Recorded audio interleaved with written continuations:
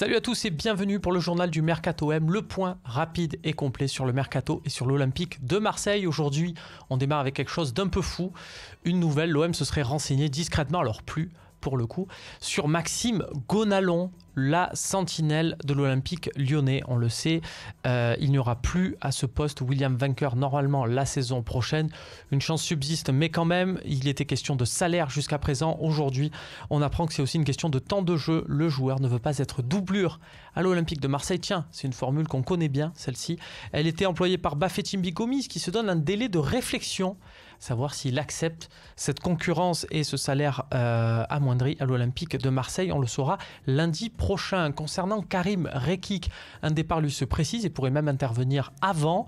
La proposition du Hertha Berlin, c'est 2 millions d'euros et 2 millions d'euros de bonus, quasi inespéré vu la saison du Hollandais, il faut bien le dire. Enfin, Doria, lui, ça serait 5,5 millions d'euros, inespéré. Là aussi, pour le Sporting Portugal, selon Record, le quotidien lusitanien. Du côté des arrivées, on rappelle qu'il y a un accord de principe avec Valère Germain.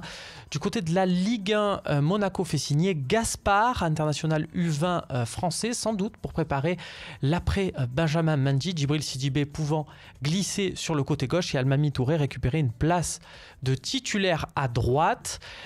Du côté de Nice, on pense à Mario Lemina et Gianelli Imbula pour se renforcer au milieu de terrain. C'est assez cocasse, assez marrant. C'est une nouvelle de France Football. Au niveau mondial, Anthony Modeste serait sur un départ pour la Chine et un transfert à 40 millions d'euros. Une piste en moins en attaque. Enfin, Cristiano Ronaldo souhaiterait quitter l'Espagne. Il est indigné par les accusations du fisc.